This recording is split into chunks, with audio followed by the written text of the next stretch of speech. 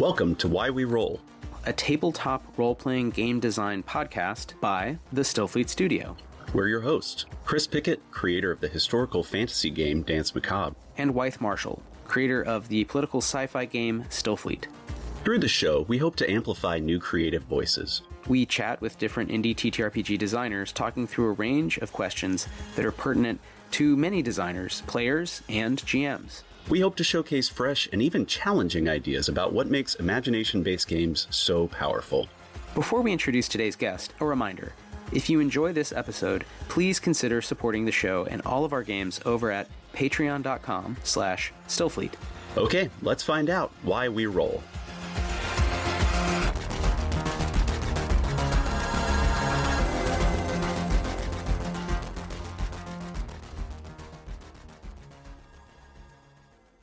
Hey, what's up? You're listening to Why We Roll, a tabletop RPG game design podcast featuring Chris Pickett. Hey, that's me. And myself, Wythe Marshall. It's made by the Stillfleet Studio, and we always try to have on a really awesome guest every time, and we have an awesome guest for you today. It's Graham Gentz. Am I saying your last name right? You sure are. You got it. I got it. Yes. Okay. You got it. We succeeded. It's the same sound.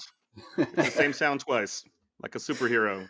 Yeah, that's true. Wow, yeah, you do have that going for you. Clark Kent, Peter Parker. Clark Kent. Yeah. Mm-hmm. And he's Steven Sandwich, and my Graham favorite Gentz. superhero. We're all peas in a pod. Bruce Bane. Bruce Bane. I love Bruce Bane. He's the best. Bruce Bane killed his own parents. That's that's the twist. I really like bats. Yeah. I was born in the darkness. All right, anyway. Hello, Graham. How are you? I'm very good. I had a really awesome weekend because I came from my favorite con ever, which is Metatopia. I've been doing it for a few years now. It is only the second year coming back since the Pando, and it is about half the size of what it was. It used to be about 750. Now it's about 350. But it's still just, there's really nothing like it because it's play testing, it's design. You're playing other people's games, and then you're going to the lobby and you're sitting down and you're talking to people for hours about ideas. And so it's just like the most creatively charging thing that I get to do all year. It's just really, really exciting. Oh, it sounds incredible. That's what we all want out of a con, but yeah. Rarely can you're not overwhelmed. You do it at your own pace. Plus, like every game you knew is new, and there's short little 2-hour slots, which I've gotten really, really into because I on Discord my handle is Graham Gentz loves to play test, which is true. And then outside of Metatopia, I'll get stuck in like a 4 or 6 hour play test of something that's like an adventure or something that's just like very much 5e or another system that I know very well. If you don't even have to squint that hard.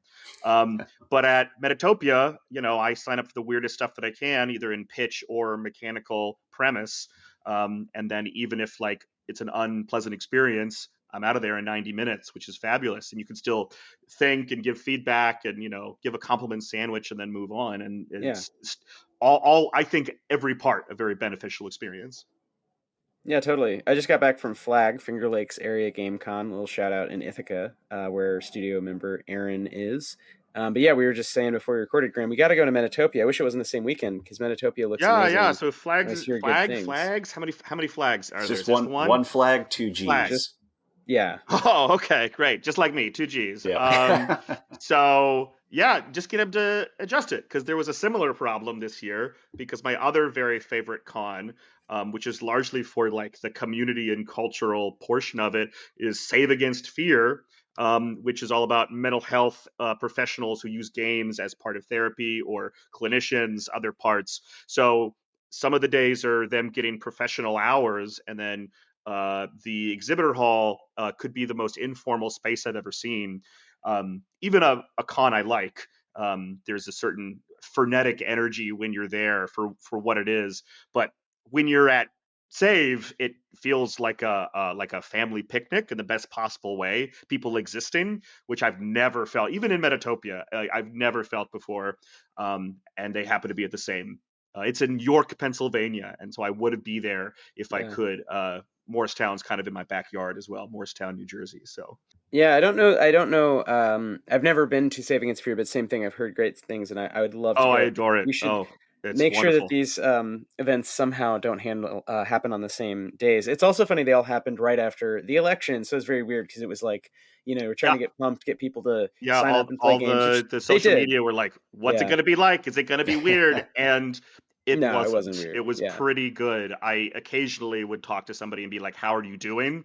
And it was an emotional check-in, and at Yeah. most, and because a lot of these games tend to be kind of experimental or weird or sometimes intense, there's the issue of that, or LARPs that have very particular kinds of subject matter. But it was immediately so I think refreshing to everybody to be in such a creative, communicative space that it Yeah. did a lot of good. Yeah, totally. That's awesome. Well, maybe you can share some of the games you played that were fun also, but definitely we're interested in having you on to talk about your own games. And I take it you played, I think you said three or so that you were working Yeah, on. so I tend to bring one game per year, and so the game that I brought last year is going to enter into backer kit early next year. It's called Love for the Love Gods. It's Cabin of the Woods for Hallmark movies. And since then, as I was finishing the last 20%, um, I don't know how it works for you all when you're making projects. You usually start to accumulate procrastination projects, the ones that are like there's a little bit of a shine on it, and so you're like, I'll just do this for a weekend, or I'll just do it for an afternoon. And so slowly but surely, my next major project was getting less and less, and my two other very stupid projects started looking more and more like something that like would be playable. And the unfortunate thing was that they both started as names, and so when people would ask me what I was working on, I'd say the name and immediately get a laugh. It was a very bad example of positive reinforcement where I'm like, I should make that. Let's not work on my big project. And so I couldn't decide. And I said, you know what? Let's do something different. Let's do 3 games and do a single play test of each and bring them. And shockingly, it worked. I put a lot of pressure on myself, and it paid off. So there was a lot to talk about. And then I played lots of everybody else's games. I love fitting in all these 2-hour play tests and then seeing people in the lobby, which again is like very intimate. I call it LobbyCon at about 10 o'clock. It's just one very comfortable, big open space, and everyone's just sitting around. Very famous people who are been your heroes for years, people who are about to become your heroes, people who are about to become friends for life. It's a wild space. That's amazing. So what were the other 2 titles that you brought to the convention this year to Well, that game I didn't Metatopia? bring because I brought it last year. So it's actually 3 more ones. Ah, Whoa. So the first one I brought was Borkborg, where you play as puppet chefs in a world that's dying. I was going to ask if it had Oh, anything to yeah. do with Yeah, yeah, Muppets. yeah. But it is not in the Morkborg system because I generally don't write hacks.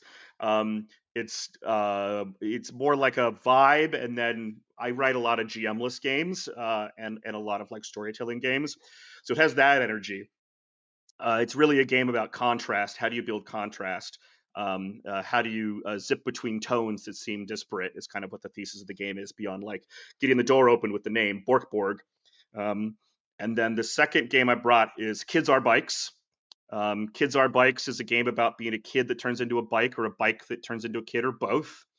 And also, same thing. It's not a pre-existing system, and instead, it is a my mechanical commentary on genre, and again, trying to find similarities between things.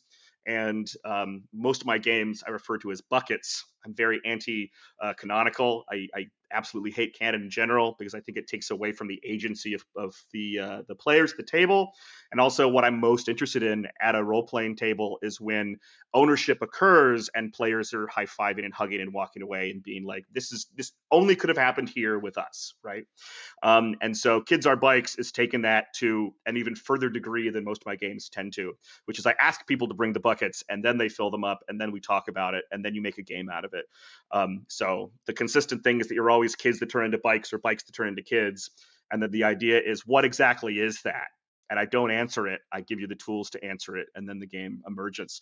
My goal is that every game will be different, which, like Under the Atom Strangely, my last game was kind of similar in that way, trying to get dream logic and player tonal clash to create unique experiences in a storytelling way.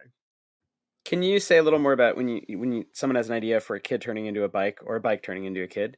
Um, are you giving them some mechanical constraints or any constraints at all? Like what is the way in which it functions as a game, or is it more of just sort of a prompt or series of prompts, almost like a journaling game in that It's not a mode? journaling game. I generally don't write journaling games because that's my background is in writing.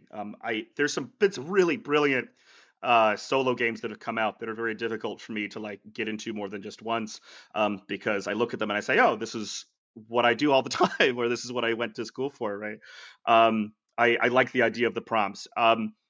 There tends to be sort of thick tactile language focused mechanics that I use, but I hardly ever use dice. And then it's usually about, um, I love writing and playing GMless games because, again, that implies a lack of ownership at the table. Even when I play games with a facilitator, I like the hierarchy to be as thin as possible.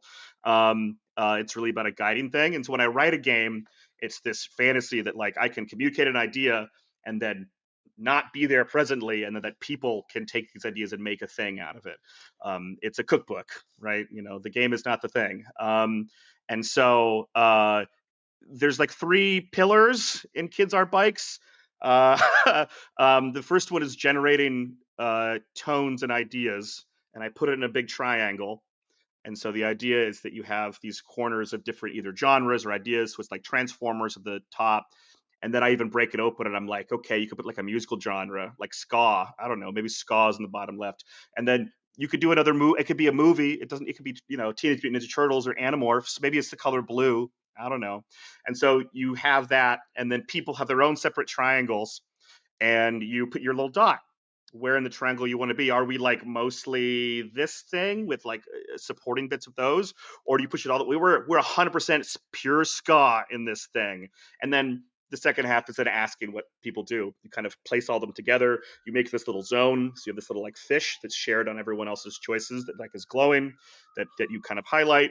And then you say, okay, well, what is the fundamental parts of ska, and what is the fundamental parts of Godzilla versus Mothra, which is one I had that somebody suggested for my play of Kids Art Bikes this weekend. Nice. And then the final stage is enacting those things. So using the deconstruction and the tone and giving players the tools to create story and create conflict and find resolutions. So I would love to see a game of Kids Are Bikes where you have to skank in order to transform or... Oh, that's what it was. So Yeah. trying to remember my triangle. The top was Sailor Moon. The bottom left was ska, and the bottom right was Godzilla versus Mothra. And so it was mostly ska and Sailor Moon with kind of a supportive, maybe like roughly it's mathematical, but because I make this zone and I'm asking people to do it, it ends up being I flip it around. It's like you're not actually asking what is 80% ska, even though that's like the premise and the joke kind of wrapped in. Instead, it's what are even the boring things do you notice now that we've made this shape in the middle of the triangle, of which it's like it's mostly ska and Sailor Moon with Godzilla versus Mothra coming in too. So yeah, it was like a bike didn't want to be a bike anymore, and then heard the Real Big Fish cover of Take on Me, and then transformed into a kid because that was what the nature of ska was. And this is all player driven. It's me asking these questions and then people saying stuff and then all yelling and high-fiving because, again, it's not me. I haven't made this game. They did. I just add to, like, what is ska? And then from that is birthed a game that I don't have ownership over, which for me is glorious. Yeah, that's great. I mean, that is a wild premise, but I do love as Vex is pointing out in the chat, you know, mixing genres as a sort of mechanic and as a basis for a game, I think is really, really generative in general. And I love how much you're focused on sort of player agency and encouraging people to be creative. Most of my games all kind of have this as an underlying sort of philosophy. Mm-hmm. I started playing role-playing games at a very young age, and I never ever stopped. People have this thing about, oh, I used to play D&D in high school. You know, I would really love to get back to it. That was never me. I never ever stopped. And if there weren't people playing with, I was saying, humor me. And I get bored of systems and was finding others, and you know, through middle school and high school and college, like, you know, trying to look for things and share before I stumbled backwards into subcultures where people go to cons and share things and are human beings saying, like, this is a new idea I have. It wasn't just me in a bubble being like, wait, Fiasco does what? And Yeah. like that blowing my mind in 2010. And then grabbing everyone I could find and being like, there's no GM, there's no dice. Look There's at no this. GM.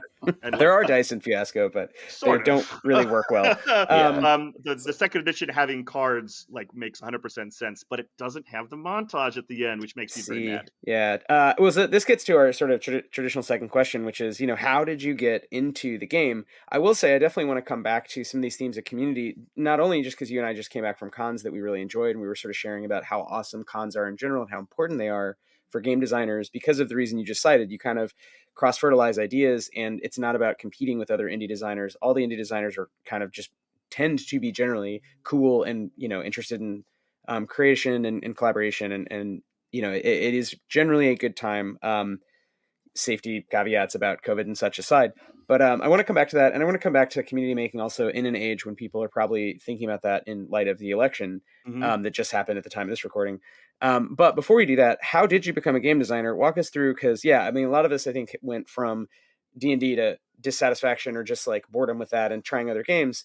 Not everyone becomes a game designer. And also people take different pathways. But that's something I think Chris and I have had a lot of fun, like asking people and kind of hearing some of these patterns and some of the inspiration. So I'm curious, Fiasco has come up before. I don't know, Chris, if anything else jumps out with this kind of hero's journey of game design. But I mean, it feels like lately it seems like it goes one of two ways, which is kind of what you were saying, Graham, where it's like, I picked this up in middle school, high school, I played a bit, I stopped, I got back into it, or just never stopped. Or it is folks who, like, in the last 10 years or so have listened to a podcast and was like, that sounds dope, I want to try that, and then got into any number of like weird systems from there. Weird being a good thing, by the way. Oh yeah, love weird, because weird implies something is normal, and normal is a moving goalpost. Yeah. So weird means that you have something to say, and I've always appreciated that. There's a lot of ways to answer your question, and I love that Chris has brought up the podcast stuff, because for me that's been this fascinating thing. There's been a feedback loop of your kind of Critical Role and Critical Role adjacent properties, and the way that kind of LA Hollywood stuff has affected the way that the marketing has gone. And, Wizards got eaten by Hasbro several decades ago, and kind of was on and off. But because this cross-fertilization happened, all of a sudden it's more popular than ever. And so for a few years there, when I was working booths at conventions for indie games, again, like not any of these things, people would come up and ask me if I sold Critical Role. They'd be like, do you have Critical Role? And I'm like, it was sort of kind of the Kleenex tissue idea. But that it happened more than once. And for me, that's a direct reflection of what's going on. In addition to when I am going to stores now and running events and being like, I'm not going to charge ticket price, and I just want to like teach these things. It's another joy I have writing GM-less games. It means I get to teach a bunch of tables at once, and then Homer Simpson into the bushes behind me. I don't have to be, again, like, I hate this image, the like steepled fingers behind the GM screen, and the idea that like the players are empty vessels, the story flows downward. If I wrote those kinds of games, then I could run one table, or I would pay people, hopefully pay your GMs to run my game, right? But instead I give people the tools, and then all of a sudden you look around at a room and everyone is like doing the thing that you want them to do, which is make stuff. I will. Well, let's come back to your answer of your path journey, but I did want to shout out. Just came back from Flag. Aaron, who's on our team, another game designer, and myself, and we were GMing on and off. But we scheduled it this time, so instead of GMing at the same time at all, we were always GMing at the same table. So we tried to militate against that with our sort of medium crunch, or rules bright is one term that I like from Fari RPGs. That's cool. The kind of games we make. So we always had two GMs, and one of us didn't really know what was going on. So we're the antagonists, but like we don't know when we're going to be called in. And we don't know how big of a role we're playing, and there's a lot of freedom to just like start making stuff up. And that I think helps also with players where they're sort of like don't know who to look at in a positive way, because they're like, oh, there's like a rules referee, but then the squirrel who's trying to kill me is actually this guy.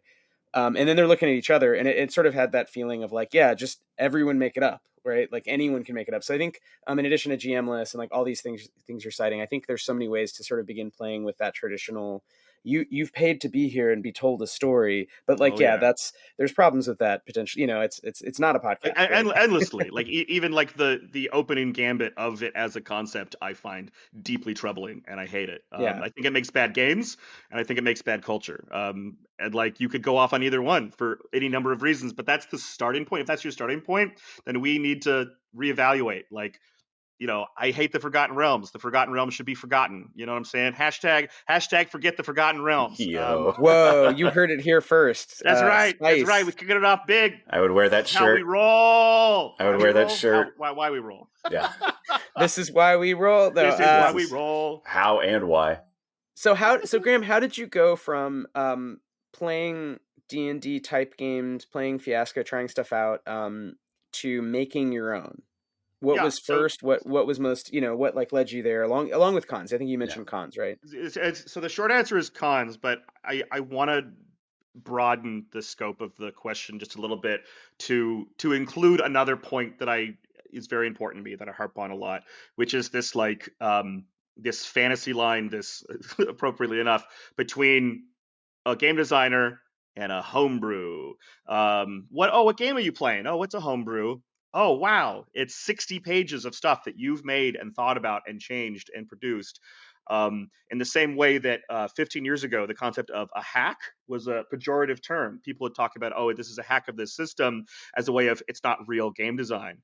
But the goal of something like PPTA is that now all of a sudden people are making hacks and they are seen as this is a real game. This is the way that the term has changed. And that's the way I still feel about homebrew. I mean, from that sense, everybody who's homebrewing, you are a game designer right now. And I think that's amazing.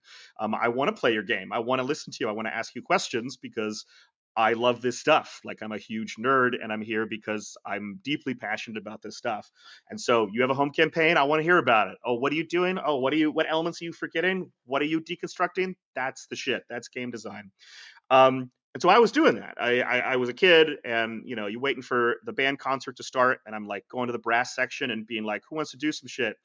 And I'm immediately messing with the rules and changing things and asking questions, which I think is the critical part about why you game designer. When you start asking questions about the system, nobody's asking you to, but you sit down at the end and like, that was weird. Why did it work that way? Why did the session go that way? Why am I asked to use this rule in this way?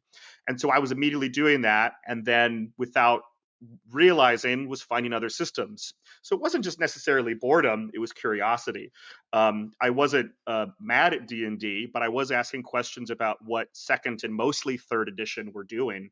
And so then I was playing Call of Cthulhu, Vampire the Masquerade, and being an evangelist and being curious, exploring. I lived in New Mexico for a long time, so I was there weren't any cons that were like felt close, but eventually I made it to Gen Con, and Gen Con the very first day was amazing and wonderful because I was working in a board game cafe, and so all of a sudden it felt like Mecca in terms of games and game designers and new games and board games and card games and role playing games. And it was amazing. The second day, I found Indie Press Revolution, IPR, and said, "Oh my God, more than me cares about these games." And all the ones, it was like this portion that I owned and 80% that I didn't, my very first Gen Con, and was just over the moon. And on the last day, I found Games on Demand, Indie Games on Demand. So it was just that Sunday, and realized, oh, cons aren't conspicuous consumption. It's not just, capitalism and Funko Pops and t-shirts, which is like, I didn't care. I never wanted to go for most of my life. But I realized that most cons, particularly ones of a certain size, are a series of interconnected microcultures. And so I met people. I saw Jason Morningstar in the corner, like sitting there running some weird LARP that he had just written, and was like, "Oh my God, that's Jason Morningstar." And I go up to him and I say, "Hi, Jason, I'm Graham. And I just want to thank you. The experiences I've had playing your games, I couldn't replace them for anything." And he's like, that's the best thing I've ever heard. He starts to cry. And we talked for like 10 minutes about some other game I played and some other game he played. And he's like, "That's a cool idea. That's a cool idea." And we shook hands and left. And some people were like me. They were like new to the idea. And then some people were like pointing at those things. And so it's just building community one by one by one. So finding other places to go. Oh, where else are we going to play these games? Oh, what's this thing called Metatopia? And then meeting more people who are doing the thing and realizing that in one way or another, this is a very special place, and then you can find those parts. So that's largely how it ended up. And then working at cons, I support my friends' games while making my own, and then having the space to go, and then more tools happening, backer kit and all these other things, and just seeing your friends make a thing and struggle and then succeed and then cheering them on makes it easier for you to do it because you are emotionally invested and you care and it matters a lot.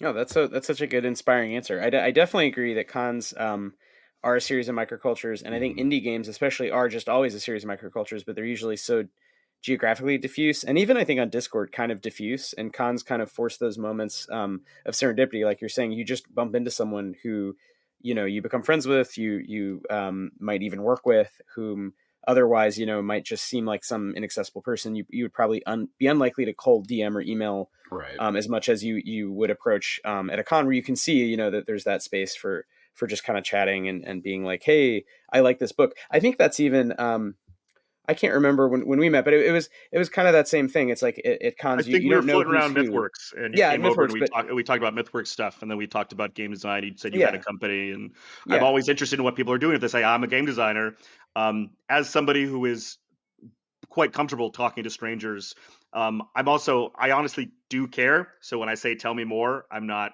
saying a thing. I do want to know because the idea of finding out something new is incredible and wonderful, and I know how difficult it is to talk about my own ideas and be proud of them. So by helping others, it's a way of like leveling the playing field and making yeah, more yeah. games happen. Yeah, and I was just gonna. I think the way you met is I said, "Oh, Under the Autumn Strangely, I like that," and you were like, "I like that too," because you created it, right? So that was a serendipitous. Like I didn't know who you were. I like that Right. game. I was just some schmuck. Yeah. No, no, no. But I mean, we could have talked anyway. It just happened to be you're standing right there next to your own game. So it's Yeah. similar to what you're saying with Jason. Of just like that's a cool moment of like, oh man, that's awesome. Like now I get to like talk with Graham Gentz who wrote this game. That's really Yeah. good. Yeah. So about that, maybe that's one game that people might have heard of, and I don't know, just because I like it.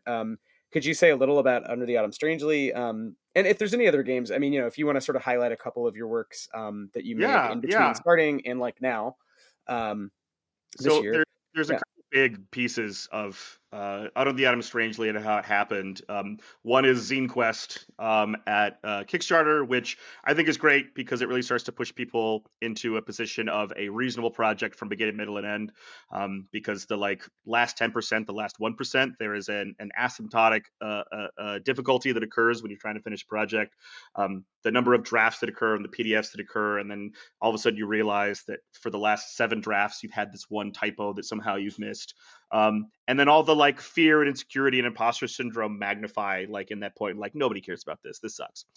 And having ZinQuest be this annual or sometimes twice annual, what are you doing guys, thing where people say, if you staple a bunch of papers together and sell it out of the back of your car, you've done it. You've made a zine, which is also the other thing I like about indie games is has this like punk rock, go buy somebody's CD out of their car feel, which like the $5 I'm buying for this thing is in terms of just this unitarian value of money is so much more valuable to somebody who's given me their art than for me that it just represents this abstract thing. I love buying zines for $5 or $10 for indie games.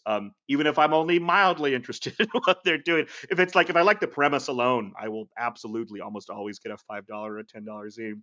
If it's queer, if it's political, if it has something that it's trying to say, like I absolutely boom, boom, boom. I'm very, very open with these things. Um, and so that's one of them. The other one is the fact that over and over and over again, people started saying that they were watching Over the Garden Wall every year, and it's had this growing cultural effect. And for me, that was the interesting part. Like I saw the show and enjoyed it, um, but over and over again, people would say, "This is my favorite thing. I watch Yeah. it every single year." And I'm like, "Yeah, it's pretty creepy." And they look at me and be like, "Greg is so cute," and I'm like, "Oh, that's Sure. true." Yeah.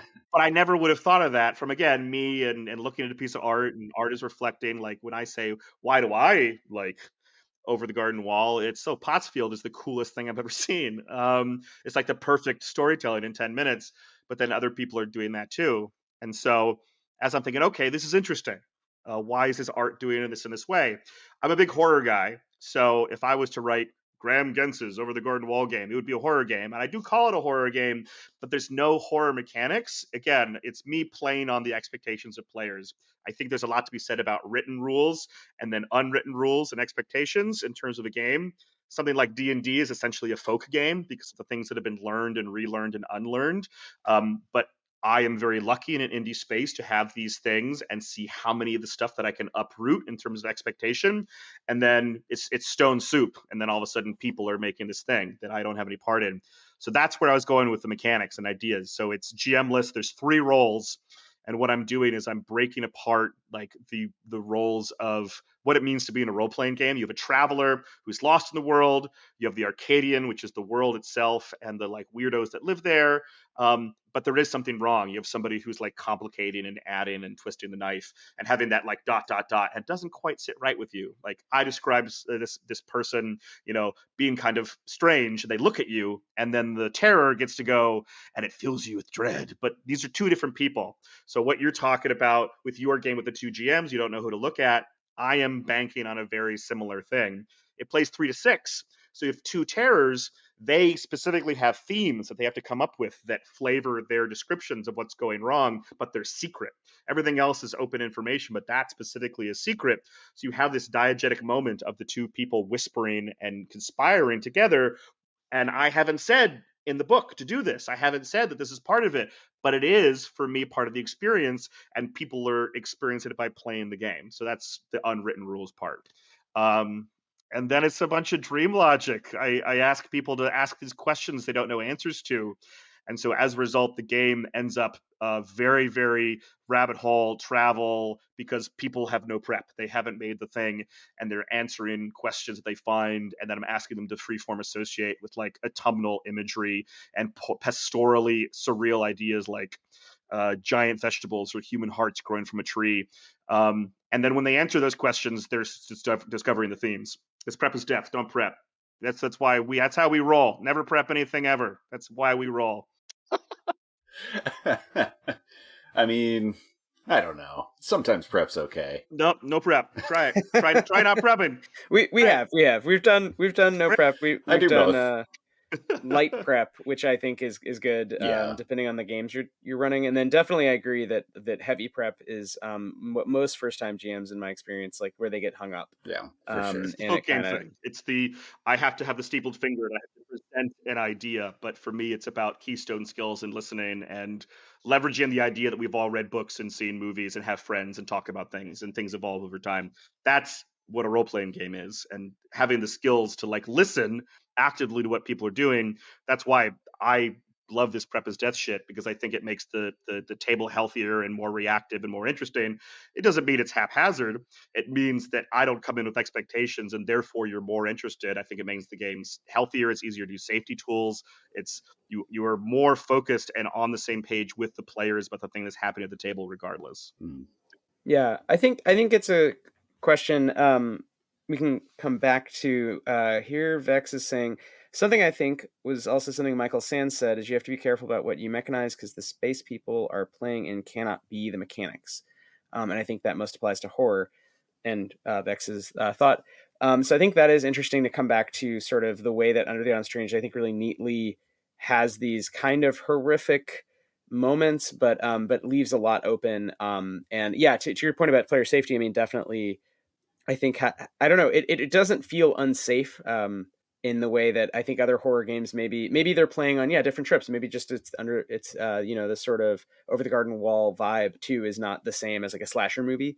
For sure, the pastoral horror, as you call it. But yeah, I mean, coming back to the no prep thing too, I think that is, it's also framing, right? So maybe prep is one, maybe that term can mean different things to different people, but some of it is like just setting up expectations and framing like the kinds of stories, the kinds of interactions. And I think a lot of what it sounds like you're doing as a game designer is trying to build that in. So that is the system, and that is framing a certain kind of, in the case of that game, a certain kind of horrific vibe without necessarily bringing in other kinds of horrific vibes. But like you said, it's kind of up to the player, and it would be up to sort of listening to each other, and that's going to make the game stronger. So I mean, I agree that it's ultimately ideal play experiences. Everyone's kind of listening and improvising together.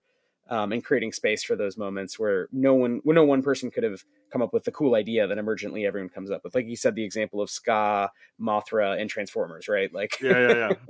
I had a lot of really wonderful conversations with very, very smart, interesting people over the weekend. Ryan Kahn, go by Bug Dish. It's a game where you can play bug chefs. And Sydney Icarus, who made Decay in Orbit, which is all about being an AI that's like slowly falling into a star. And Sydney and Ryan and I talked about not just safety tools, a separate idea of supportive design. Games that are written with a very particular kind of thing in mind, and it's not explicitly stated, but it might be explicitly designed. And so a big part of my ethos of this prep stuff and how I present ideas, and I'm very passionate about horror and horror storytelling. And I think one of the only times Ryan took he's used to live in Toronto. He took an early draft of Under the Autumn Strangely to a RPG meetup and taught it to people. And one of the pieces of feedback they came from was, "We have so much agency. How can this be scary?" Which I think is fascinating because, again, this goes back to our question about where does the horror live and how the mechanics using it.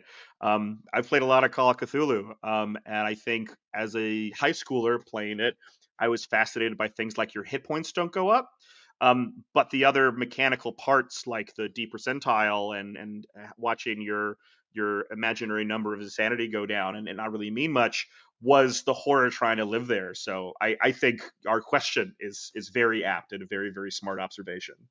yeah, and I think kind of that play experience too of what kind of thing are you, like, even in straight up slasher games, like when we've talked with Adam Voss and Logan Dean about like 1978 and other Hmm. games where someone is being the bad guy. It's like by making it a card game, a card like drafting game that then is about not killing the character who is being played by the other human you're playing with, but killing their friends. It still makes puts you in a weird position, and it feels very, very horrific. But it's less kind of like it's not a co-op obviously, but it's less like two people fighting in a board game sense, and it's more of two people perpendicularly telling a story of a Right. scary night, a classic slasher scary night, right? And so I always think of that. I mean, I was thinking of it with Under the Arm Strangely in that it's about people doing things that are perpendicular as opposed to directly head to head opposed. And that framing, again, I think puts people in a certain mind space where, to your point about the steeple fingered GM Yep, screen, GM player dynamic, that is oppositional, right? It's hierarchical, it's oppositional. correct. And I think there's many ways to break that down. And obviously, like it's like say, it sounds like all of your games really are kind of doing that. Is that fair to say? Like you're kind of thinking Oh through yeah, now. like Yeah.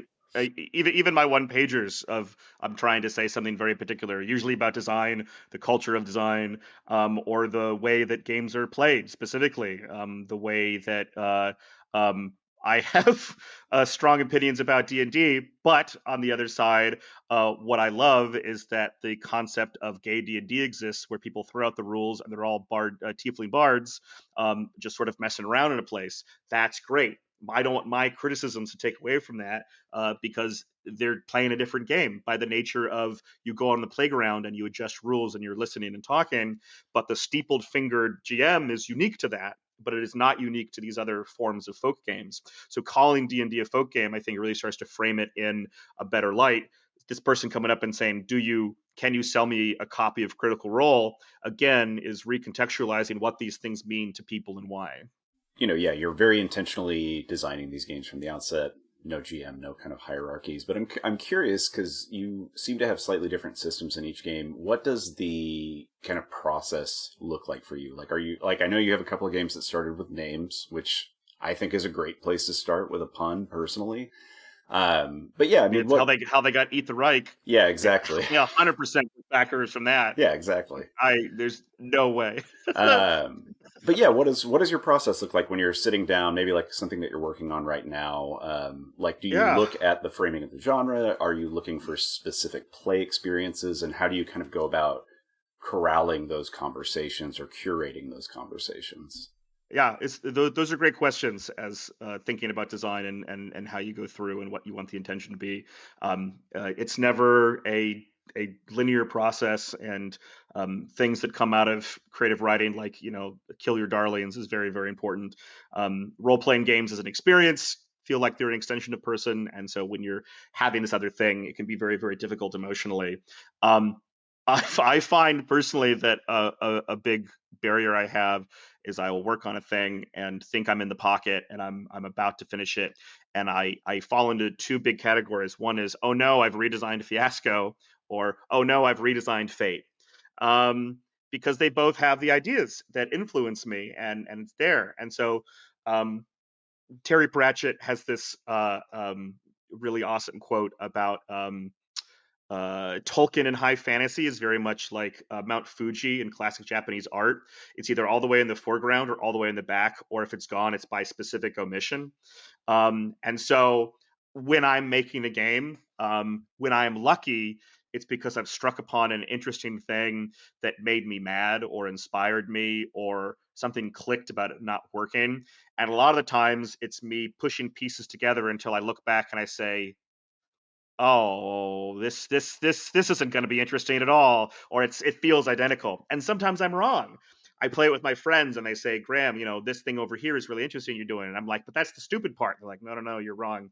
When you're doing it, your nose is pressed against the glass. And so that's another reason why I value community and cultural equity and collaboration at the table, and also with people, because then I can be that person for somebody else who's like, this thing sucks. And I'll be like, no, you're brilliant. Like, shut the hell up, you're doing great, like this thing is very good, and mean it, like it's not just blowing smoke for each other.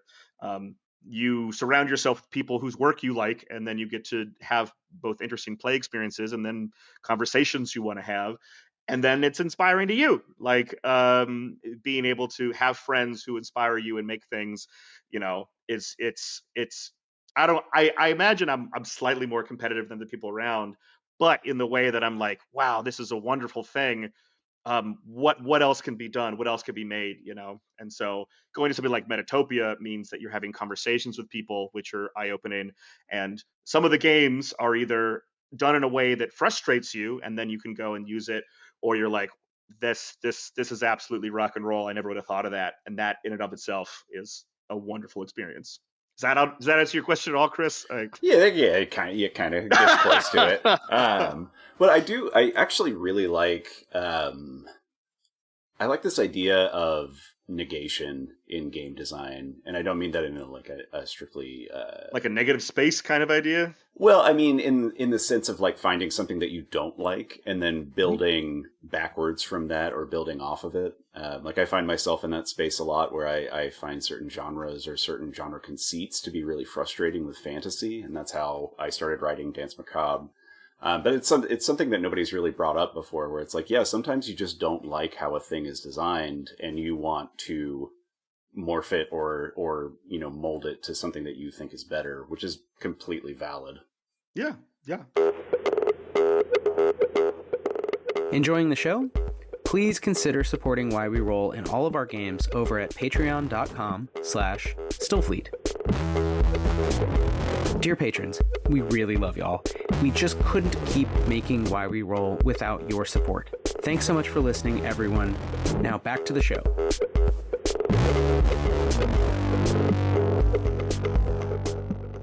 My background is screenwriting.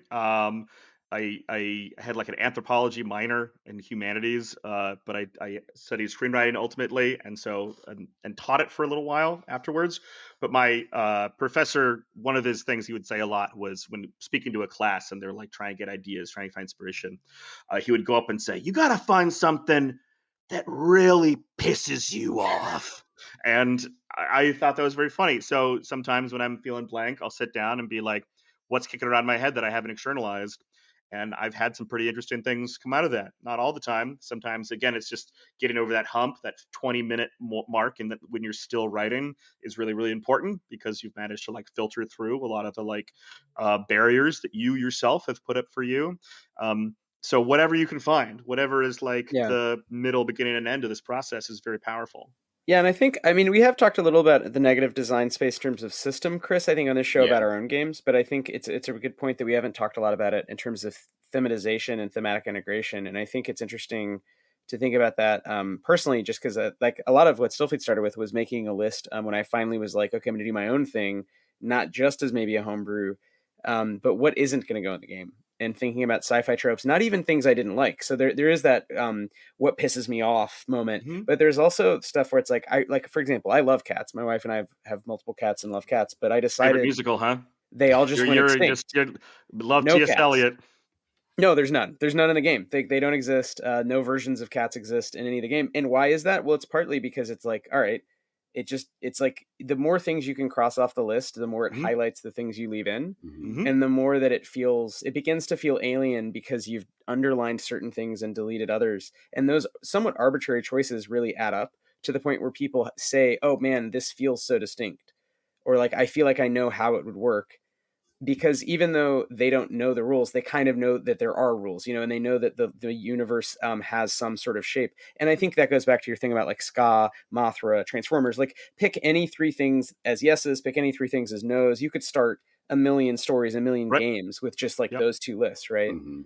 Yeah, I Not that couldn't that's possibly agree with what you're saying more. yeah. It's I one of my other writing I was a theater critic for about 6 years, and I never thought I was going to be a journalist, but they paid me to write, and I was like, great, this is what I want to do. And I'm a theater person, so I was going and writing about things that I thought. And that's another thing about how did you become a game designer? I realized that my education is in writing, which is reading things, thinking about them, and then giving people things that they can process in a way that's, also remembering there's a human behind making this art. And then when you're talking about theater, I mean, that's incredibly vulnerable about this person doing thing. And so when I was writing about things that oftentimes were not professional theater some of the time, it would change very much how I would write and how you communicate these ideas. And so that's another reason why I love to play test, is because it's the thing I've been doing my whole life and love doing and can't stop thinking about. Every movie, it has what I call the role playing disease, where you're like, oh, well, no, that's where the GM rolls his thing. And, oh, they made a character choice, right? Everyone was like, Guardians of the Galaxy is a D&D adventure. I'm like, everything's a D&D adventure. Are you kidding me? It always has been. It's that. It always has Yeah, been. it's Yeah. the Right. it's the meme of like two The astronauts. moon meme. Oh, yeah. Watergate was the funniest high level campaign where everyone rolled ones the whole time. Now we're talking. Now we're talking. It's a disease, and I can't get out of my head. I thought you meant that you just want to turn everything that you see into, because that's my disease. Is like, It's a compulsion. yeah, like It's a compulsion where, as I'm thinking about plot and development, like I'm thinking about two or three different things, which is the part of it is the screenwriting professor in me, which is like, what is the interesting choice to make here? What is the boring choice to make here? Um, I am almost finished with the Penguin, and I'm blown away by the show because over and over and over again they make interesting choices, which for me is so frustrating. What I call like a weak writing is not about dialogue or character, because there's no such thing as a bad idea, but when is the choice in the screenplay or the role playing game being made that is not compelling, that doesn't create more story, that isn't a therefore or a but. It's just and. It doesn't de-escalate. It doesn't. If you present an idea, what is the next most interesting thing to happen? And that is a big part of where it is. And with White talking about eliminating pieces and negative space, I feel like I'm saying that a lot as a playtester, is you have all these ideas, and the more you have, you're actually hiding the good thing, which I think is here, here, and here. These are great ideas. So minimize, deconstruct, cut it down. Like, this play should be 20 minutes shorter. This movie should be 30 minutes shorter. It feels like I'm a broken record, but it's such a breath of fresh air. And when somebody steps back and says, "Oh, this is the thing," it's not just like sleeker, it's objectively better. And I think this is like a Yeah. really important distinction. And I agree, even though, and I'm a maximalist and I write long. I mean, I'm more coming. I mean, I was actually also trained as a screenwriter and then anthropologist, but I mostly write prose. And I Hey, write all prose right, let's go. as a living. I write fiction in the ad world, and then I write fiction after, in the form of sci-fi games. But I completely agree with what you're saying, because even for maximalism, like if you think about something like Merkborg, which I didn't work on, but know pretty well. Whatever I think about it, right? It's extremely maximal, but it in some ways it's still very short, and so they're getting that sort of feeling, that energy out of specific choices and the way that they're iterating them, as opposed to every single metal Viking satanic thing they could have. They didn't do that, right? They have just the basilisk. There's only a couple monsters. And so they sort of are choosing a couple themes and then playing those keys. And I think, similarly with that's what I've tried to do with my like sci-fi, is like, even even something that it was much longer, like compressing, cutting it down, and ending up with the best, juiciest stuff. And I think that can work with really any genre, any format, any kind of game. You've said a lot of smart things about game design, but like kind of regardless of someone's game design, I think they could take and just sort of like, yeah, find like what are the things afterward that I want to most highlight. It doesn't mean you couldn't do other things, but like what are the key, like, can you bullet point the themes? I don't know. Yeah, so Um, I just play tested or played for the first time because it was more like me floating around ideas, and then all of a sudden I lost a week of time in the middle of nowhere. How did that happen? Who knows? So I showed up to these play tests with I really took my prep is death idea to the next logical extreme, which is how much of this do you actually know what you want to test and control, and you always have to have specific things in mind. Um, and so Borg I was thinking about, okay, what is this game actually about, and what do I want it to be about, and therefore, what are the mechanics trying to do? And I own Mork Borg. I've played it a handful of times, bounced off it a little bit. Uh, but if you have it in your hands, you get it immediately because it's an art book. First and foremost, is communicating an idea, and they have a free version, a minimal, it's text only. And I picked up my copy because I was like, okay, like what is this thing that I'm commenting on actually? And flipping through it was like, I can't use this. And I put it down, found the free version, read through it in about 3 minutes, and then said, I got it. And then I had the game. And it is the basilisk, and it is all these themes, it is this stuff. But maximalist in the way that like everything approaches a single tone, but then the dice is all like OSR. It's all like we're going to have 3 stats, and the things are actually very simple. And the items are item descriptions about how like it's killing you and it drips blood, and we're going to do that on a D66 table. Wah! But the game itself is very much in this like how the OSR and NSR is the same as a storytelling game. Like they're like kissing cousins because you're taking minimalism to its logical conclusion in both sides. But one of them has something interesting to say, and one says this was better before we had mechanics trying to suggest something about story. But that's yeah, no, I very agree. tangenty. Yeah. That's very tangenty. No, I agree with that last point. And when I said maximalist, I mean in the sense of the vibe, even though the object itself, to your Sure. point, the rules are nothing. And yeah, the book itself is actually not very long. I mean that as a addendum to your point about like compression and choosing a theme, whatever it is, Uh-huh. whether or not I particularly like that game or not, it's just a common example, I think, of something that it feels like it has like a specific tone.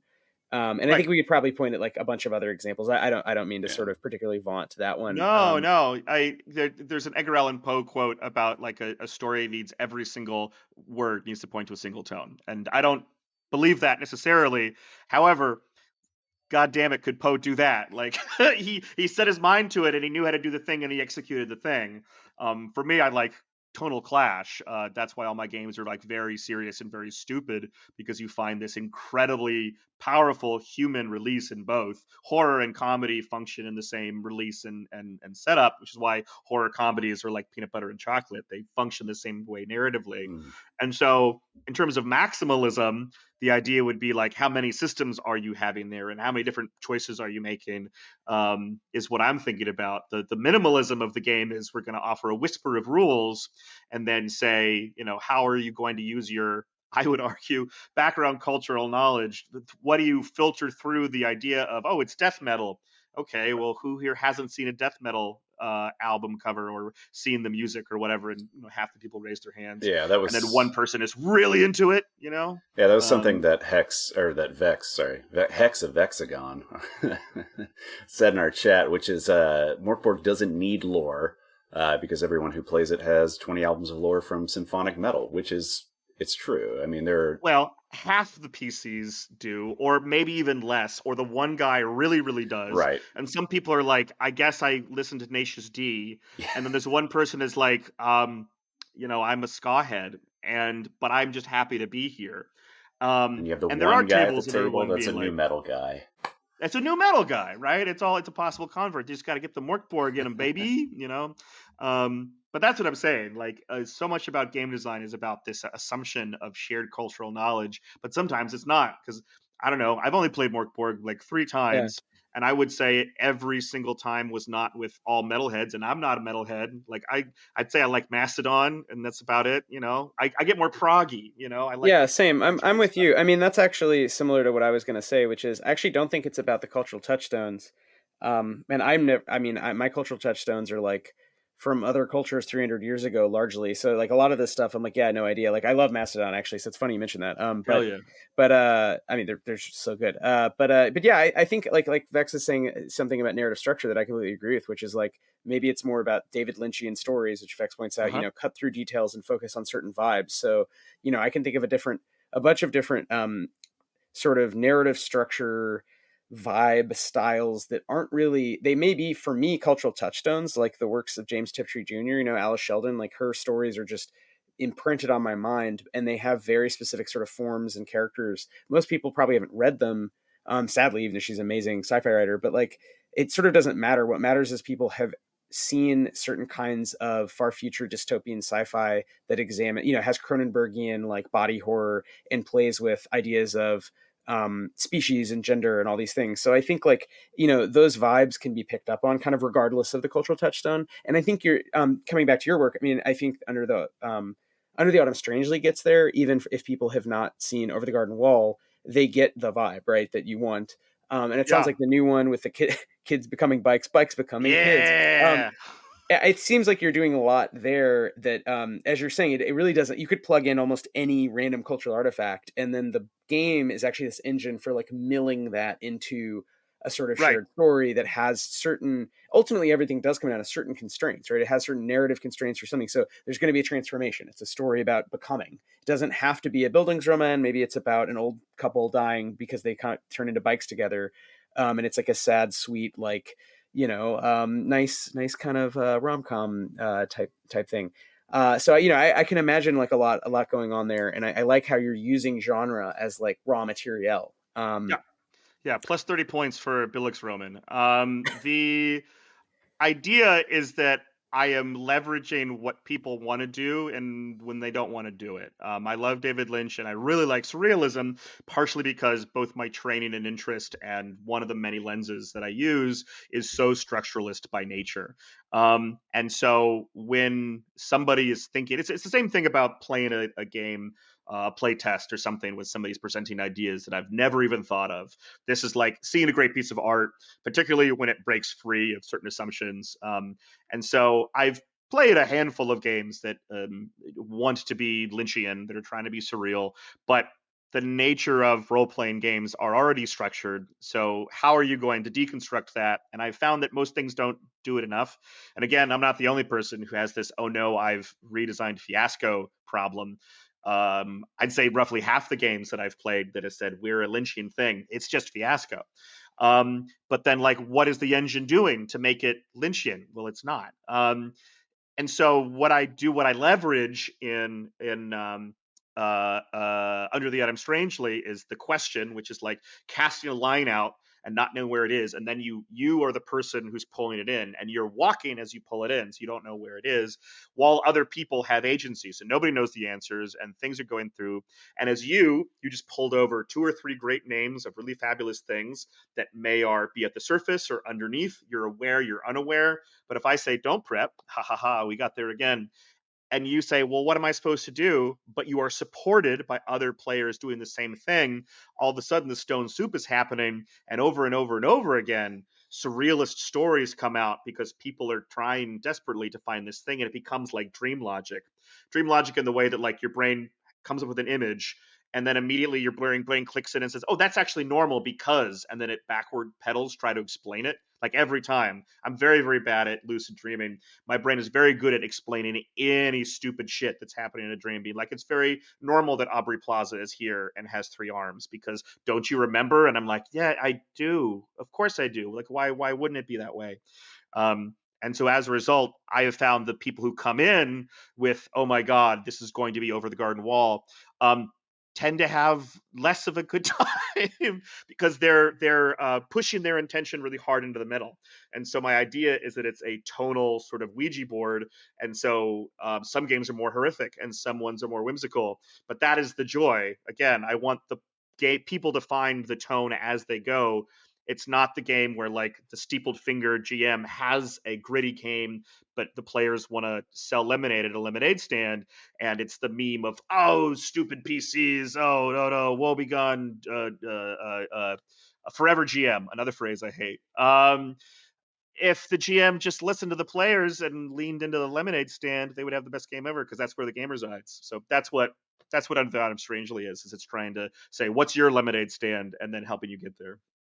Yeah, I also think it also is a question of genre and collective, like some of the framing that we talked about earlier. Like if you're all down with that, so it's a game where suddenly Aubrey Plaza walks in and she has 3 arms, then everyone's cool with it. Some people may go, and we meet these people at cons, I'm sure you do as well, who want to do, I'm in a dungeon fighting goblins, and you can push back against that, but there's some 80-20 rule of, give them what they want to some degree and have fun with it.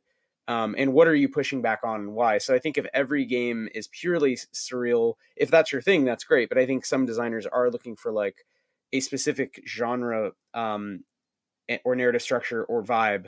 And then it's kind of designing to that. And I think that, whether you're using these terms, whether it's tone setting, as I think what Vex is saying, or like framing is often how I think of it in terms of narrative, like in dramaturgy or something, you're trying to get people to kind of view themselves as doing a certain type of thing, and then not over preparing or telling them what to do, but getting into the mindset of sort of how to do it. I agree that can be really powerful because they have so much agency in it, and the stories are so much better when there's not a forever GM steeple fingered telling a story, but everyone is creating a story together. I think that feels like, Chris, correct me if I'm wrong, but that's something I feel like on the show we come back to a lot, is like, RPGs are ultimately collective stories, however they're constrained in terms of, dice, no dice, whatever. And you do want everyone involved. You just can't really do it if it's I feel like this is the worst version, right? We've all either played this when we were 12 or seen it on cons or listened to a whack podcast, but the GM is telling the story and everyone is just sitting there waiting. Yeah. And there's an awkwardness to that. And I will say, just because we just got back from cons, that still is, I think, how a lot of, especially just people new to the hobby, that's their assumption. They kind of wait, and they need to be authorized to make shit up. They need to be authorized to jump in and be like, no, I know, I have the idea. And so it's a lot of these tools, whatever tricks we come up with, they're all tricks to get people to just kind of relax and have fun and like go nuts. That's kind of one way to think about it, I think. You're describing supportive design. This is such a big soapbox for me. I've said things to groups like, don't be afraid of silence. In the example of play at the beginning of my book, when the play begins, the very first is a parenthetical that says there's a long, awkward silence where no one is sure who should speak first. It's it's part of it, and I think that's okay. What's the phrase? It's not a bug. It's a feature, not a bug. Feature, not a flaw. So Wythe, talking about the people that just want to kill stuff and kill goblins and whatever, I don't see that as a problem, because a number of games that exists are vast, and we're not kids. We're adults with too much responsibility and not enough time anyways. And part of the reason, again, going back to why I write the games I write, is because part of me is trying to communicate to a certain kind of person who wants to play a certain kind of game. And if they show up with an expectation, it's okay for them to leave. And oftentimes I don't get folks like that because they're playing DCC to their heart's content, which is good. That is a good thing. If somebody reads my description and goes, no, then that is good. That, again, is the game doing its proper thing. Mm-hmm. And the people that show up in my game, I'm like, yes, these like people that don't go to cons, with all these other alternatives, who again have looked at a piece of art like Over the Garden Wall and said, this speaks to me for some reason. That's what I'm looking for. This is the kind of group that I'm interested in cultivating. I was with a friend at last Metatopia. We were having dinner with some people, and she was telling a story about a playtest that she described as terrible. And the story she told was a playtester said to her game, which I think is brilliant, which is all about coal miners, and it's called The Price of Coal. Great game. Go look it up, Jed Adcock.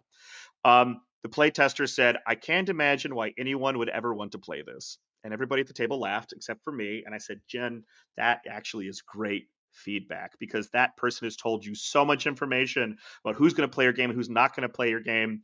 Like, it just seems like a very simple thing to remember. Not everyone wants to play your game, and that's okay. It's not a value judgment on that person or on your game. everything is subjective. And if they want to kill goblins, I want them to kill goblins because a part of me wants to kill goblins. But sometimes I want to sit down and talk about the price of coal because you've done something very, very interesting and very cool, and it Yeah, inspires me to yeah. make more stuff. And the same people we can go between. We can contain multitudes. We can like multiple things. I completely agree, and I don't think it's not to pick on them, and that's somewhat of a straw man argument. But I mean, like I say, you definitely see it at cons where people walk up and they'll kind of be gauging the way you write the descriptions. I think we've I'll speak from our own experience. Like, Yeah, yeah. especially Aaron H and I on our team have gone to cons now for 2 years, basically selling Stillfleet and now Blister Critters and now Robot Hospital, where Awesome. we're running different games that we have to describe, and we have to see who shows up based on what Yeah. we describe, Right. and then what kind of play experience. Because at the end, we're very like improvisational and collaborative, and a little goofy and very surreal, and also a little horrific, and sometimes there's feeling that out as well, and you do get Talk to my see language. you Sounds get to great. see kind of I'd people come to bumping that up game. against that. Yeah, so it's fun. It's kind of fun to have some of and you do see ecotones. You see processes of conversion, or like you were describing, people containing multitudes. So somebody will sit down where they're like, I want to play a grimdark, hard sci-fi game where we shoot aliens. But then 3 hours later, they've signed up for all of the other sessions, and they're like, no, I just want to like talk to that weird robot more. And it's they could probably have also had an equally good time going over to the cyborg table and shooting aliens, but it's like they decided to sort of make that jump, and we welcome them. So I completely agree with what you're saying. It's kind of like a process of figuring out how to not even just sell yourself in the marketing sense, but clearly communicate your game design sort of philosophy and just what your games are like. And I think cons are really good practice, to come back to that theme, for like anyone who does games, who's interested in kind of finding their people, and maybe even interested in like publishing and the business side of it, because it sort of forces you to like explain what the hell you're up to. Yeah. So I think that's actually, and it's in a safe way. Like, people are generally very nice, that even that feedback. I think almost always, and if they're not, again, it's very flash in the pan, Yeah. or it's incidental, because Yeah. again, there's so much space and time. It's really not a thing that somebody's going to come focus on your thing specifically, because they are going to forget about it and move Exactly. on and Exactly. whatever. And if they decide it's not for them, like, the most you'll get is like a snide remark, because like we only have finite time in this earth, and people know that instinctually otherwise. So we're all nervous nerds, right? At some level, there's the awkwardness and the what if, and but it's also 70,000 awkward nerds, and like, what's that like? I mean, very smelly. But other than that, like, there's a lot of stuff that's going that, like, you have a lot of shared experience. It's very easy to talk to. I don't play 40K, but if I see somebody doing 40K, I know there's a certain number of sci-fi, grimdark, space elements that I can immediately talk to, recognize, and communicate with. Whereas, my current boss asking me if people who design games are competitive with each other in the industry, and me saying, no, we're nerds who love to play games and we want to see more games, which seems very normal. Totally. Yeah. So I want to talk politics because we're recording Monday, November 11th. So we've just had a bit of an election here. And I know, Graham, it sounds like you're on the same wavelength as we are, with being maybe a little further left than a lot of the electorate. But probably, like a lot of the electorate, just generally sort of disappointed in the options, and also definitely disappointed in sort of how it all played out, right? Some of the actual realities are going to be pretty rough, we fear. But yeah, I'm curious. That's all just to sort of to acknowledge reality, right? We don't have to dwell on specifics on this show, since it's a show about games, but we can. And also, I just love to hear your thoughts in general on sort of politics and games. And I feel like you mentioned a few things before we got going, in passing. So just basically open-ended question. How do you think about the some of deeper themes, not just like vibes or genres of culture or something like that, but do you think about those things? Do you design sort of politics in your games, or other sort of maybe you don't think about it as politics, but like, do you have like a sort of philosophy of game design there? And I don't know, Chris, if you have anything to add to that, just given, again, like, when we're recording, and it's a good opportunity to talk to somebody else smart about this stuff. So yeah, I mean, the only thing that I have playing in my brain is a tweet that I saw earlier today, which was good. Yes, it was, oh, all the Dems and the libs are all crying and whining, but not like me, a completely rational person who's pacing back and forth, muttering, well, it's time to rebuild the labor movement, to myself over and over again. Which, like, that's sure. I was like, oh, I've been encapsulated in a tweet. Great. Yeah. Yeah. It's we're very rational. We're very rational Oh yeah, beings. very. 74 million rational beings voted. They went into the booth and they made a decision based on what they thought was going to make the economy better. That's what happened a week ago. We have no one to blame for ourselves. Yeah. When I was in high school, we were all a bunch of like young leftists, and there's the one kid who was quote unquote moderate, and his parents were Republicans, and he brought in Republican propaganda about left wing politicians they got in the mail. And I was so fascinated that like when I turned 18, I was a registered Republican, partially so I could vote in primaries, but also because I wanted to like get weird mail. I never got weird mail. It was all like, this person is supporting civil rights, like it's San Francisco. And I'm like, human rights are good. What's happening here? And so during the pandemic, I'm moving state to state and doing other stuff. And so the I our so-called left-wing party is so centrist that it's like beyond frustrating. And so you're stuck between not just choices of things in policy, but the deluge of like who is going to be your enemy you can best defeat when they become in power, because there's not going to be a candidate who actually represents you, your community, the things that you care about, or fight for those things, because so much of that is balanced upon the status quo. And I think 9 out of 10 answers, people ask like, why is something this way? Why is it a good thing? It's money. It's driven by money and the idea that there's like momentum that's kind of built in these things. Like, why aren't there more environmental things? Well, because it directly would cut the bottom line of somebody else. The problem with conspiratorial thinking is that they're just like 2 inches off the mark, where like the truth of the matter is like so simple and like straightforward because you can draw lines there. You don't need to do these loop-de-loops for conspiratorial thinking when you can draw the lines of like power and who benefits. Let's just say who benefits. It's like very easy to do. So like my thing about voting, and in terms of voting like somebody who's a radical, is the moment that you elect somebody, they become your opponent. They're the person that you're trying to uh, uh, uh, bend to the will that makes more people benefit than others. And they're not going to do that, even if they're for your quote unquote party or not. So as a result, if you're trying to protect movements, you're trying to protect people, what we have is a podcast of 3 male presenting white people, which like, I think that's the natural form of a podcast. The reason of the past week is that everybody who's already vulnerable, every community that's here that's already going to be in danger, of which life-threatening problems is going to get rapidly worse. And so it's how do we move forward and make those decisions, and being prepared to fight tooth and nail, because I'm very worried about the safety of many, many, many, many people. Yeah, for sure. No, I think that's a really good point. We have to balance, critiques from the left, and just some of the, I think, hard realities from the left, with, acknowledging that we do have to keep fighting, because these are real battles, and both things can be true, right? Yeah. Yeah. The problem with this stuff is that it's not black and white, and there's degrees. With the left is eating the left, it's you're either selflessly sacrificing for people in need, or you're throwing the disabled into the meat grinder for Yeah. benefits, right? There's Well, I'd really no say idea of at the like people electoral having level, these. there Go is no ahead. left, right? There's the right, which is Exactly. the Democrats, That's and yeah. there's I'm not a registered Democrat, because when I crazy had to Nazis, which re-register, is the Republicans, I right? was like, So you don't represent me at all. Like, yeah. I can vote for you in elections, but there's nothing about the Democratic Party that represents my values whatsoever, because they're center left. No, they fused. And It's a weird transformation. I definitely think that is true, that they've just fused with the neocons, so that the Cheneys being welcomed into the Democrats it just makes it it's wrapped all okay. the way around, because it's money. They've What? realized that they're Yeah, the threat. They don't have the power to enforce their things anymore.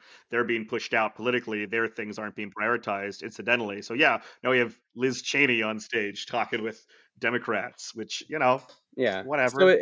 it definitely, I think, is an opportunity, even if it's a very difficult one, right? And not fun and not hopeful. And to your point, it's scary, and it requires hard work, and we have to really think about who is vulnerable in this moment, who's the most vulnerable, But I think it is still an opportunity to say the old parties are dead, right? One of them has formed itself around a single very very old crazy famous guy, and then everyone else is just glommed into this middle right, Yeah. warmongering rich Yeah. people party, and then that leaves the other 374 million of us to be like, huh, what should we do? Yeah. So to bring it back, it doesn't, the games may play the most minor of roles in this, but I think it's more a good microcosm or example of um, there are weirdos out there. We do get together. We're fairly smart, fairly nice. And so I do try to take some hope from like, all right, there are people who are cool. Not everyone has become, red pilled MAGA, whatever, or just given Mhm. up.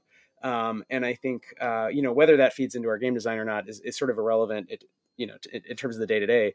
But I think we could at least, I don't know, play around with that. I'm sure other game designers will.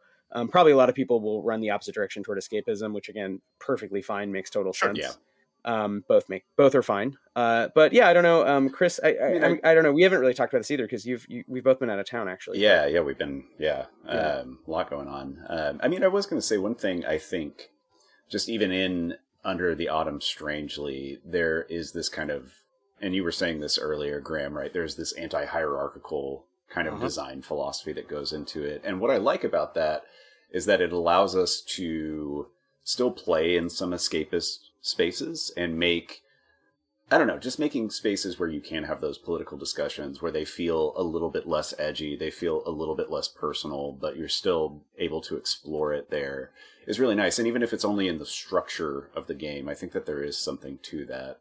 Well, so you asked me about at what stage is my intention of being political and politicalization, and then I talked about politics, and the reason is because my broader answer is that the boring answer is that all art is political, but the more meaningful and thoughtful answer that I think is important to articulate is the idea that it can't help it because we are beings, we are complex beings that live in a political life. And if you are thoughtful, then there's many other things beyond the space of this game that is being made now that affects it and changes it.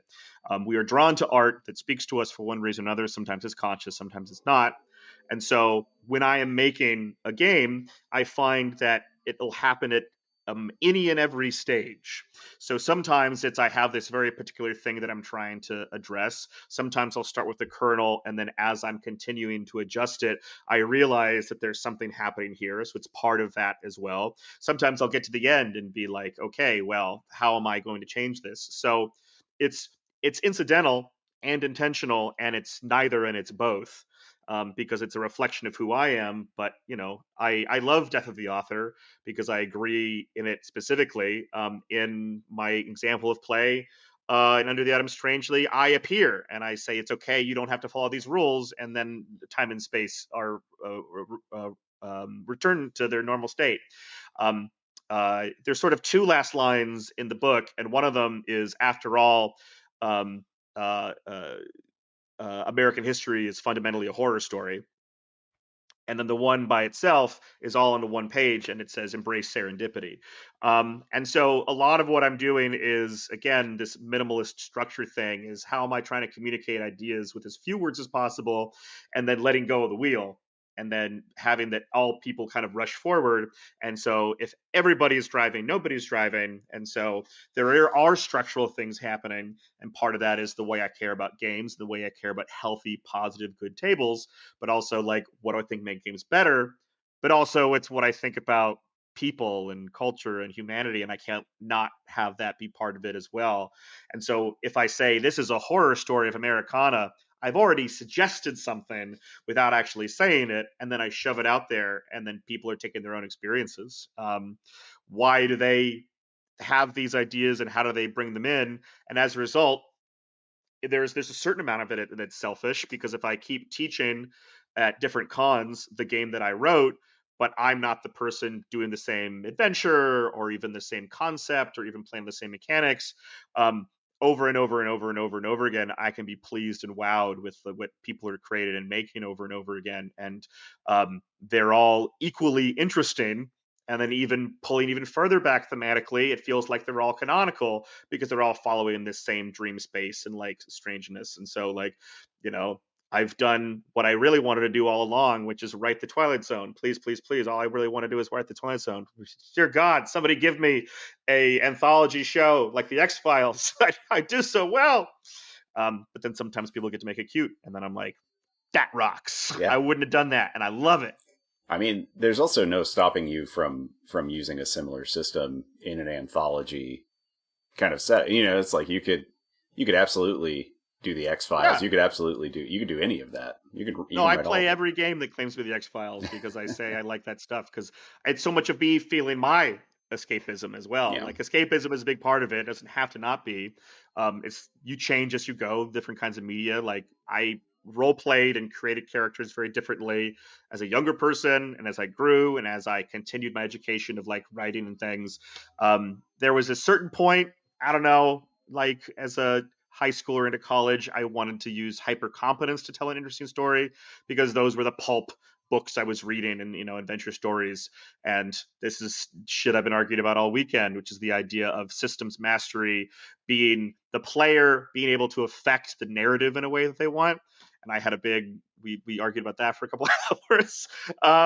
But for me, now it's not just like I won an arc or something. Like I find a lot of compelling moments when I get to play a blowhard moron because the levels of complexity of my character increase. And even in a hierarchical setting, challenging somebody in charge of my fate to like how much are they going to screw me over? How much are they really going to challenge me? What choices do I make if I'm not aware as a player versus a character what's happening? And so yeah, I like playing blowhard morons a lot now. Somebody with a big mouth who fails constantly and like is difficult to see like why they're the reason of their own failure. It's a lot of fun. I highly recommend.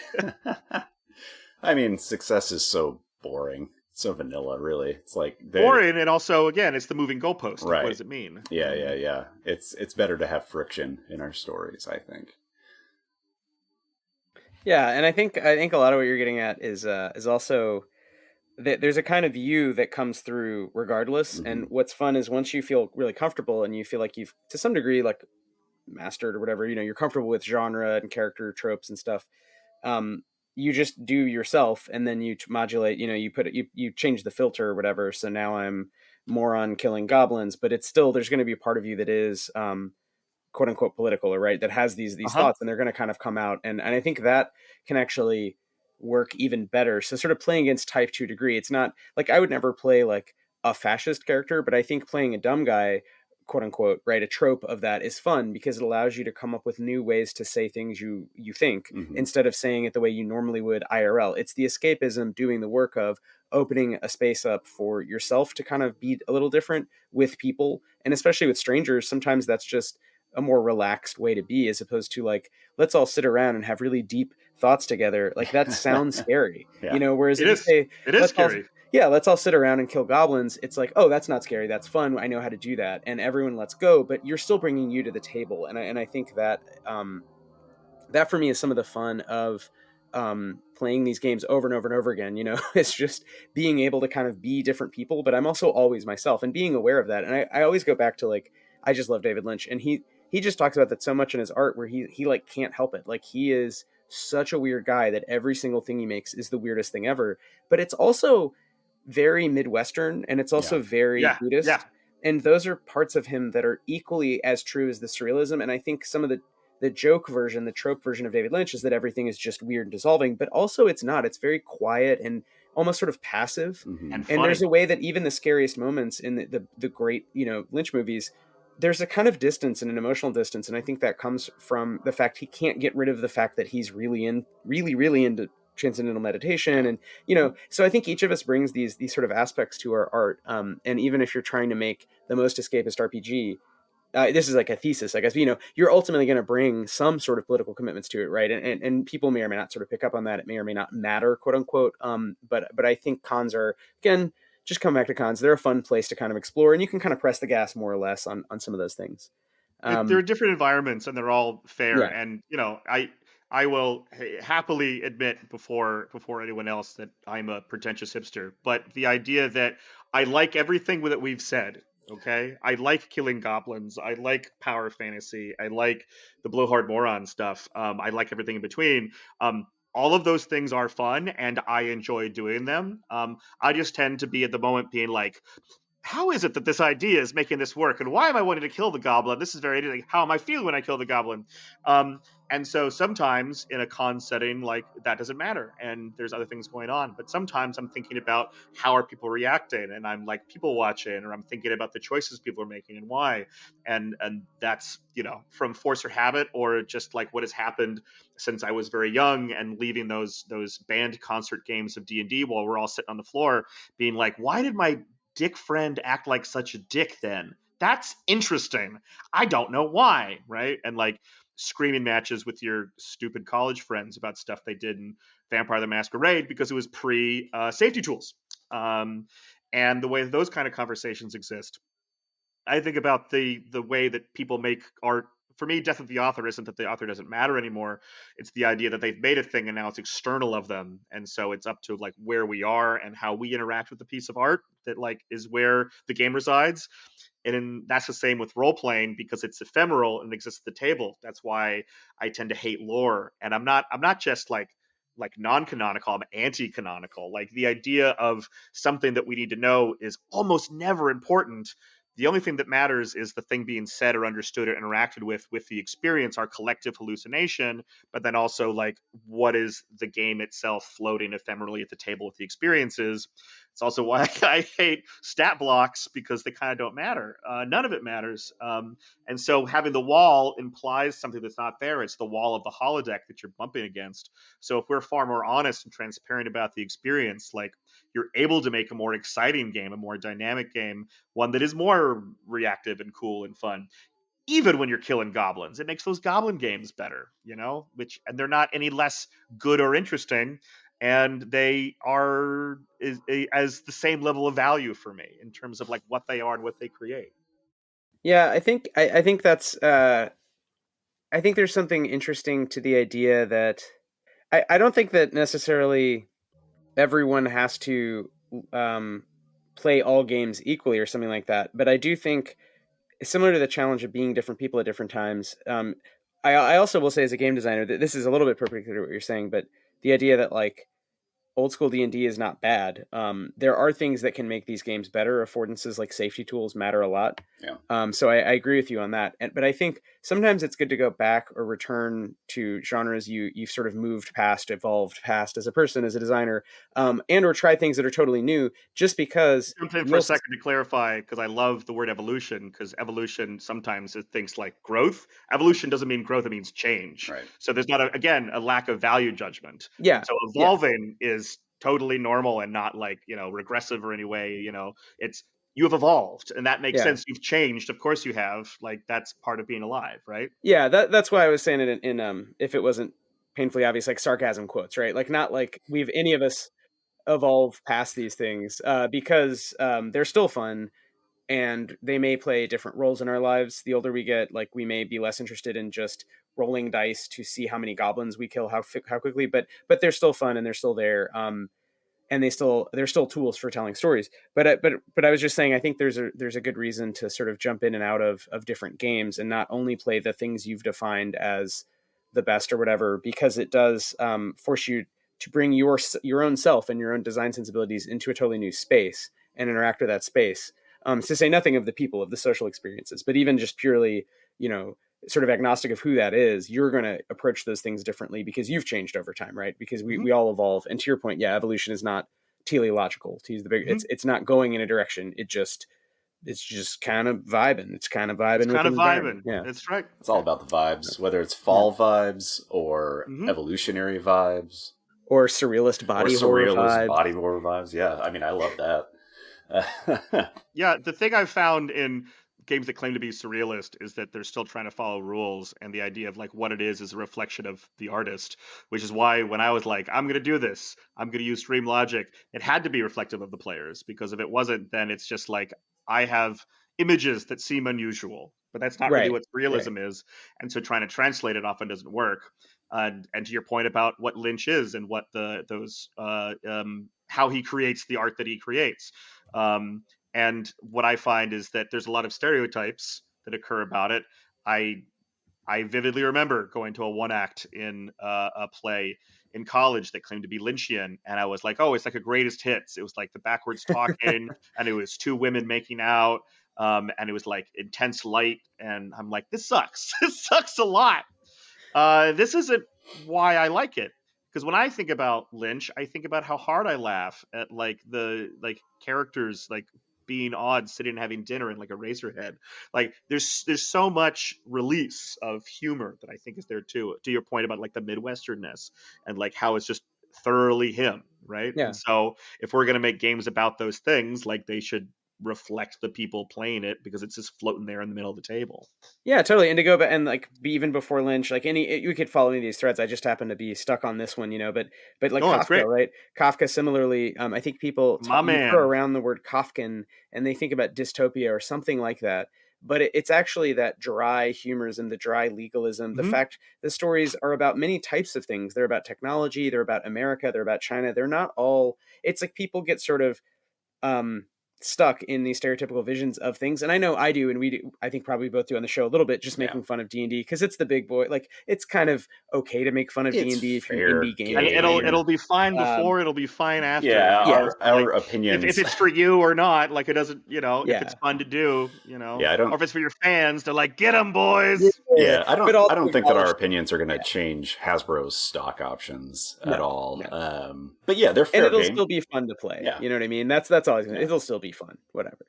Yeah, for me, it's so reflective of what people play. Like, Mm, if we really want to break down what my issues as a system 5e is and why it does the things that like frustrate me as a designer, that's a different conversation from like again, it's so personal. Like for me, I'm always a little hesitant because uh I mean, look at any kind of media, regardless if it's Hmm. a role playing game or not.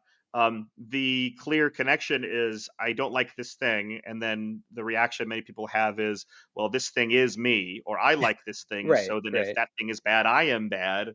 And then you have Star Wars, like that's this is how we get Star Wars. Like you can't get rid of that. Now we have Star Wars forever. So it's that kind of thing with role playing as well. Like I I I don't have a dog in that fight, and I've talked with people grumpily about why I think 5e is like it wants to be simple, but it's not simple, and that's the yeah, problem. Um, that's a different conversation, but it's hard to have those things and kind of purse them out. yeah.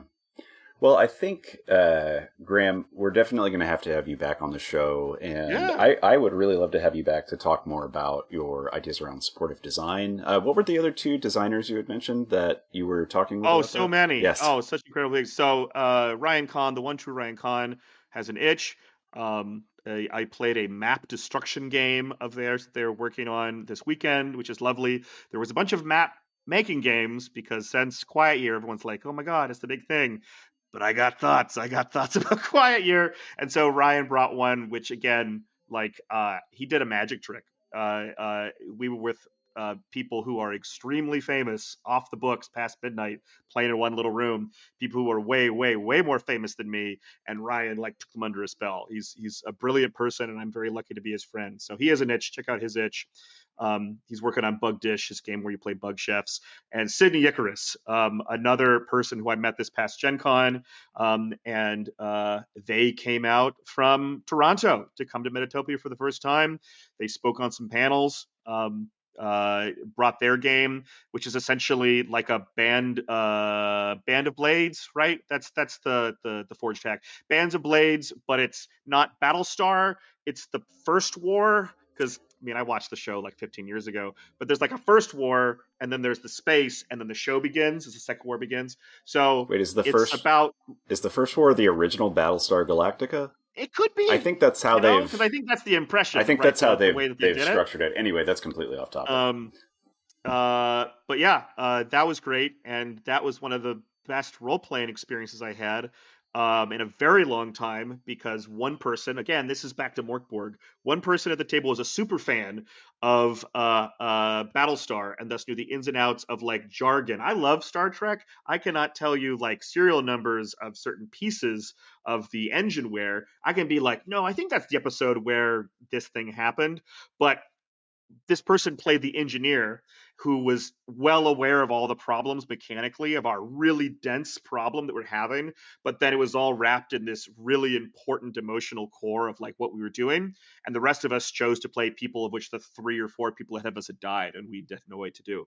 And so again, it was these micro scenes that were 2 minutes long that just felt so real because the person who knew what was going on was frustrated and we were attempting to look like we weren't incompetent, and you were just giggling because it was so tense and everyone was on point. Like, it was a fabulous time. So Sydney Icarus, Ryan Kahn, Jen Adcock, Price of Coal, these are all incredible designers, and I highly we met recommend them. Sydney at Gen Con because Killer. Sydney was Yeah, playing, Sydney's great. I think their game is Dead Space or something like Dead Orbital Dead. Decaying Orbit. Decaying Orbit, that's right. Which has won plenty of awards, I'm sure, and I'm sure they would love it if you told them that they're award-winning, an award-winning designer. We're not going to talk about awards on this show as one of those things we're not going to do. But I would like to have This is an Sydney joke because we like to tease each other and say like, are you award-winning person? Because it's just awful. It's all pointless. Yeah. And like very good. So the people, our friends who win, we then get to tease them mercilessly about how they've been recognized as being the good ones. How does it feel? I think we should mention one game that could be award-winning, just because, Chris, I don't know if you know that Graham made a game called Jolene that is specifically about Jolene by Dolly Parton. I did not know that. My game, so that's incredible. I feel like we should do a whole nother episode on this. Yeah, for sure. Love it. I feel like we can talk about the sequel to Jolene. I feel like there's not enough country genre role-playing games. I feel like we should amend this problem. Yeah. The second, I have music in all my games, and again, I hate to keep talking about Metatopia. One person's game was called Diegetic Film, and you would play a song, and then 2 other people would then narrate what the movie was. And I talked to Colin. I never met him before, but I talked to him afterwards. Like, look, all my games have music in them. This is great. I love this. Keep working on it. So I'm just imagining. I think maybe because we've talked a little bit about the price of coal tonight, but I'm imagining like a country song RPG where it's born a coal miner's daughter, and then it's just the everyday life of a coal miner's daughter. Done. Yeah. That's a 1-pager. That's an easy throw it up on itch, make your millions. Boom. Well, maybe politically it is also interesting to think about, I know a lot of leftist podcasts have been thinking this way, like how to connect up better some of the coastal DSA energy with the kind of traditional trade unions energy where there's progressives who want to do stuff, but they're a little annoyed or just bored with like a lot of the media that comes out of more academic, like Marxist circles. And so, it's interesting to think about whole game spaces that have been just like neglected. Cause I feel like there are just big mega clusters of games around sort of high fantasy and like dark futurism. And I think there's so many other kinds of experiences. And I think, Graham, that's one reason I wanted to have you on, is I knew it'd be a good conversation because you're thinking about other kinds of experiences, right? Other things to model and simulate and mess with. So I've never thought of a country game, and I would probably not be the one to make it. But Chris, I think you should. It's great. So Love for the Love Gods is me again commenting on both like heteronormativity and making queer romance boring and banal. The way that like we're used to these kinds of things, they're not tragic because queer romance is inherently always tragic. That's the way that it exists in media. There isn't just like a nice thing that's like a Hallmark movie where you're like, it's so outside your scope that it's no longer interesting to look at, right? And so playing with those ideas, and then going around and seeing that like Regency games are getting bigger and bigger, which I love. And then Alex White, who is an English designer, brought completely apropos of nothing, brought their sort of romance book. And so we're all our game. And so we were sitting around in LobbyCon, which again is one of the best parts. And he's saying, I've been reading all of these romance novels that I never had before. And they're pretty fun. I'd never thought to do it before. And he's just so pleased. So like, that's the energy bringing to game design. Oh yeah. I love that. Yeah, for sure. Well, on that note, so make country games, make games about queer love, and make games about love in general. So we're going to take care of each other. Thanks, Graham, for your time. People can find you on Itch and other places. Do you want to do... I'm at IPR. You can get my stuff at Indie Press Revolution. I have at Itch, which is my name, Graham Gentz. And, we can talk on Blue Sky and Instagram if you're feeling spicy. And I'm under This May Be Graham. Nice. Yeah, so go argue with Graham on those platforms. Yeah. Tell me about the stuff that really pisses you off. What pisses you off? What grinds what grinds your gears? What grinds your gears? the highlight that I chased somebody down in the lobby on the last day. They said something that they hated dice pools in one game, and I was like, I need to talk to this guy. And I sat down. I was like, why do you hate dice pools? I And hate think I dice scared pools, him. Graham. I hate dice Well, pools. we can talk about it next time. We'll talk about it next I time. want to hear the shit that grinds people's gears. All right. Thanks. This has been Why We Roll. Any final words before I stop the stream? Thanks for listening. You'll find all of the links for Graham's stuff in the show notes below. Thank you, as always, Chris. Thank you, Graham. Take care of each other. Thank you for having me. This was awesome. Good night.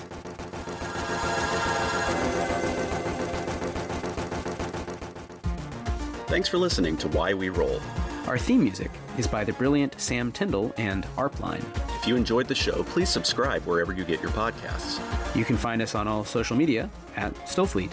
You can find out more about Danse Macabre, Stillfleet, and all of our games over at stillfleet.com.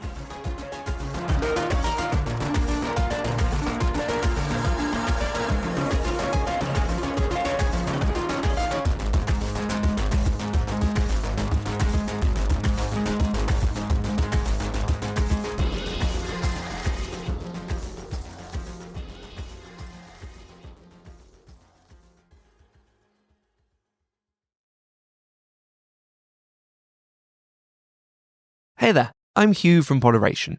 If you like today's episode, why not check out The Next Session, your D&D agony aunts there to answer all of your questions.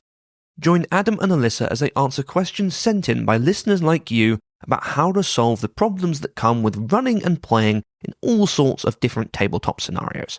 Available wherever you get your podcasts.